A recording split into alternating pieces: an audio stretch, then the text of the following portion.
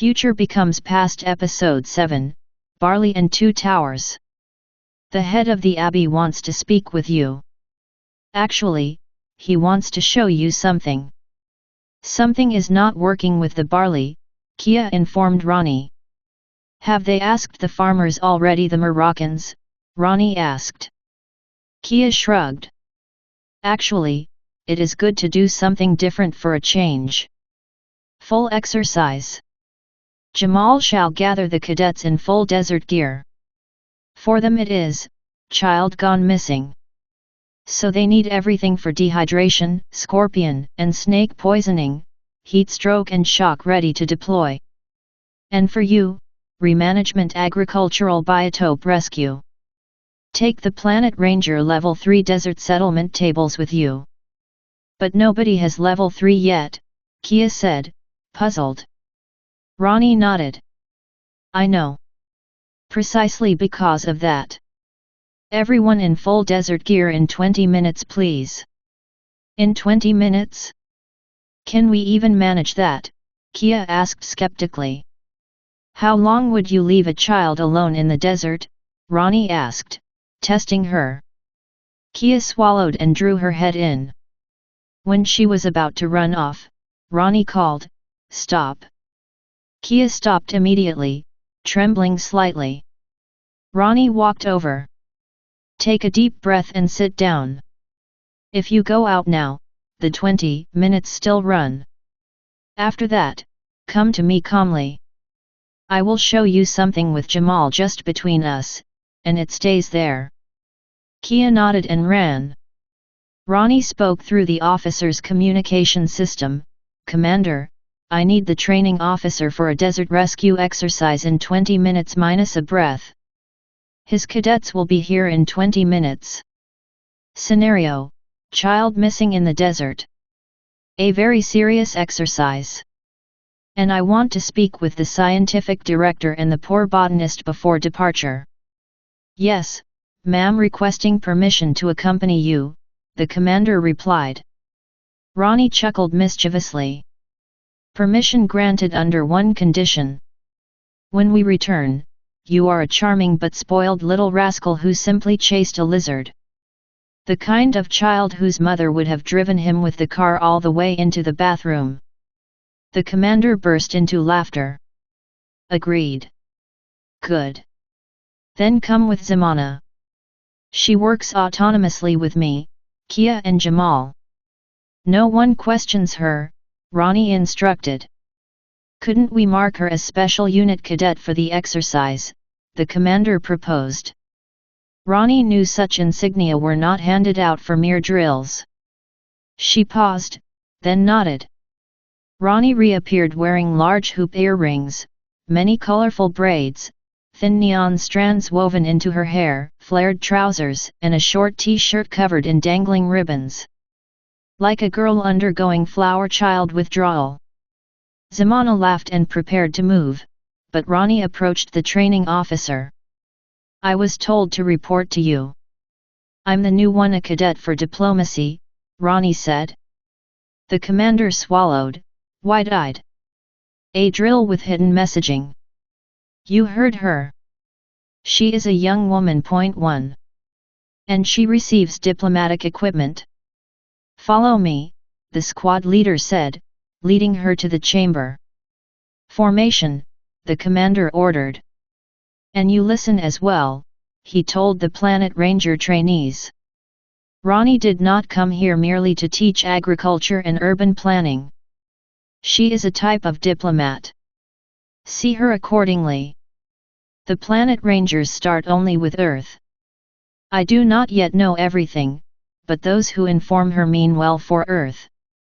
They want to call off Armageddon. Heaven and hell can collect their people at any time anyway, so Armageddon is, as they say, administrative.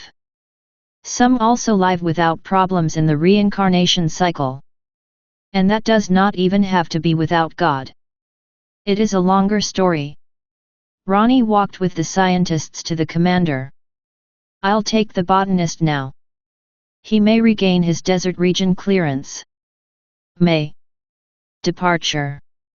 Kia has the target coordinates. On the way, Ronnie fell back and handed the commander a note, motioning Kia and Jamal back as well. The commander swallowed but nodded. Ronnie, you were ordered to gather the team in 20 minutes, he said. Kia's eyes widened. She sensed this was the moment Ronnie had mentioned. Yes, sir. My mistake. I failed. Spent too long on instructions and calmed someone down to make them fit. If you have advice, sir, Ronnie answered. And are you fit? The commander asked. Like brand new running shoes, Ronnie replied. He nodded. Fit, yes, but lacking practice. After an hour they reached the barley fields. A monk welcomed them with tea. While the botanist analyzed barley samples with the ranger cadets, Ronnie spoke with the monk, dragging the commander along. What do the monks tell about the mission the Fallen had on Mars? She asked. They were the Watchers meant to guard the Earth, the monk said. And what do the glorious heroes of Russia, the USA, China, and others say? The meteor mining ring is still intact. Will our glorious heroes unite to protect Earth and perhaps build a refuge camp for the displaced with the right God to help? That's what I was told today. But then you can't play War and Peace on Earth anymore, Ronnie said, amused but serious. But they created humans as slaves, the monk protested. And does that mean that such a system would needs continue? Will we be light and hope, or fail the same way? We can rewrite humanity's image, rewrite the future into something with value, Ronnie said. But Armageddon is still coming, the monk said nervously. Not if we lay Nineveh over it. You turn prophecies into a prison. Do you pray the Lord's Prayer? Ronnie asked. Every day, the monk replied. But you do not truly want it, Ronnie countered. Of course I do. Then why don't you fight for it? Argue with God. Jesus promised we would receive it, deliverance from evil. But none take it. Or do you think war and hunger are not evil? What kind of God does not answer that? No better than Satan, is he? She added. But the monk inhaled indignantly. No buts. In the old days priests fought in prayer. See this as a chance, the beginning of a promise. Nothing more. Commander, what happens if a post is abandoned and the nearby people take it over and repair it? Whom does it serve? The commander nodded. Us. The Earth. Then stop making life hell because someone had an idea who was not part of your elite. I too once thought demons could serve, like Solomon's. But they did not, the temple would have been unclean. Or think of the movie The Fifth Element, we are not perfect, but better than pure darkness. A beginning. Use the chance before it is too late.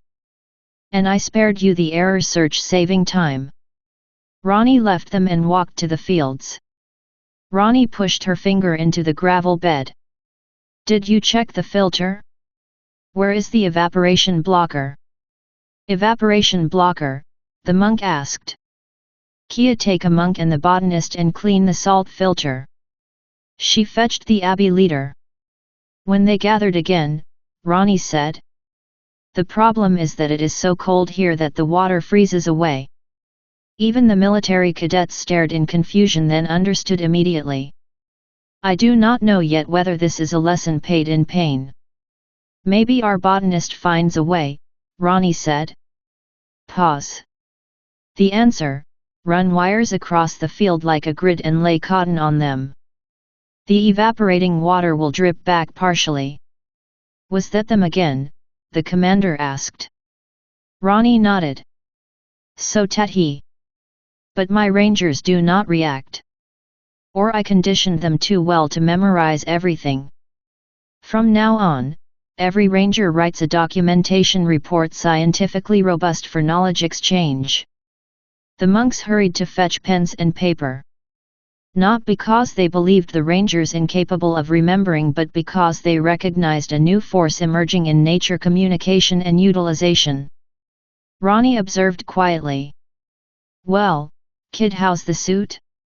"Feels weird," Ronnie teased the commander, who instantly understood. "Ha! Like a server suit, but cooling." "But the tube in my nose bled," he answered, mimicking a boy excited for adventure. "Ah, something new," Zimana reacted. After 30 minutes of marching and 10 minutes of staged whining, it happened. A portal opened. Small wind generator grenades burst out, forming sand roses. Then 10 blade staff warriors stepped through. "Cadets, fall back. This is only for Zimana and me," Ronnie ordered. The women seemed surprised but nodded. A fierce close-quarters battle began. Zimana defended the commander alone, supported only by Ronnie. Grenades flew, Ronnie and Zimana slung them with cloths far beyond the opponents, where compressed air shockwaves detonated. Zimana fought like a raging shield, exhausting yet eliminating opponent after opponent. Then Ronnie shoved Zimana down. "Stay." She signaled the commander to retreat. Ronnie formed mental shockwaves and wind spirals without grenades. The remaining 3 veterans launched ice spikes and fire blades. Ronnie deflected them with wind. Just before all 4 were exhausted, an ice wall appeared in the desert. A holographic dolphin clapped and flipped. Then the warriors drew submachine guns and fired. Every bullet burned in the air. On the ice wall appeared. "Ronnie is under our protection. Remember that." One sister said, "We want to help you repair. We can also wait until you destroy yourselves and ensure you succeed. You are like poison, too stubborn to see it." They helped Zimana up and placed a pyramid insignia on her shoulder. "The princess will not leave you. Take Kia as assigned, unless Ronnie needs you elsewhere." They vanished. The commander signaled timeout. It was a lot to digest. Some teenagers had to be taught that mental abilities exist in real people, not just Hollywood. "We have to fly back. Zimana's and my suit are no longer safely desert capable," Ronnie explained. The commander pulled the face of a disappointed schoolboy. Ronnie wanted to ruffle his hair playfully, but Zimana protected him with her hand. She had learned her role. "I think you are ready. And the Foreign Legion and Israel have already agreed to join," Ronnie said approvingly. "Oh dear, the poor souls," the commander joked. "We take them seriously. That's why they are in the program," Ronnie replied. "You truly scared me," the commander said later in the office. Ronnie nodded. "Let us talk about Tolkien and about the discarded peoples used for the formation of Israel," she began. The commander and the senior staff straightened up, wide-eyed. "Israel is stubborn and resistant. They chose a god who walks over corpses. He calls himself jealous. He would have returned Israel to captivity. Not even the 10 Commandments would have been a problem had they treated fairly those living under their roof. Instead, they unleashed all collected wrath upon them. Every nation except one was discarded, shredded, after what one would today call reconditioning. Germany was used to regather Israel and was leveled to the ground for it. No other involved country. Only the most heavily used people." Pause. The small Tolkien version, if one wants to draw from it, is, Europe is Middle-earth. China and Russia are the 2 towers. And yes, the USA is the other tower, for both salivate over Europe. Economic heaven for poor immigrants, but hell in practical religious tolerance. And the most stubborn nations for a dictatorship. Now, where do you place strategic defense towers? In front of or behind the fences? Normally between the fences, with mines and warning signs before the first fence, the commander answered. Ronnie nodded. In the former GDR the towers stood inside, signs outside just like prisons. The towers face inward. Your eyes stare outward toward Europe, not at your own issues. If the younger generation were not constantly heated up, Israel would be irrelevant to the Germans. Trade, peace, no problem. As if one no longer needed the towers. Pause. In the books of Enoch the Watchers stood on Moon and Mars before the stone belt, facing Earth. Earth was the prison. Russia sends system breakers to Siberia, patriots uncomfortable for doctrine but isolated enough to observe. Britain did the same with Australia. Earth is still poisoned and broadcasts poison through radio into space. It is supposed to deter others, but whoever spreads poison becomes toxic to innocents. You boast how strong you are, that you would beat any civilization. You essentially say, too bad. We are like this. We poison whoever comes close and then decide later whether it was good. You fear that help is just a method to keep you here. Partly true. But stop heating up the Germans, then you can dismantle the towers without destroying them. Israel is back on its soil. The new generation has drawn a line. If you let it stand, you have a future with them. Then you can take the big towers, the M&Ms. You are a different generation. But your poison is unwanted. Towers will not help. Then they will also show you how to get the fence up and running again and modernize it. A chance for mutual peace. This may not include everyone out there, but those who have already helped you. But you can only be left in peace if you do not harm us.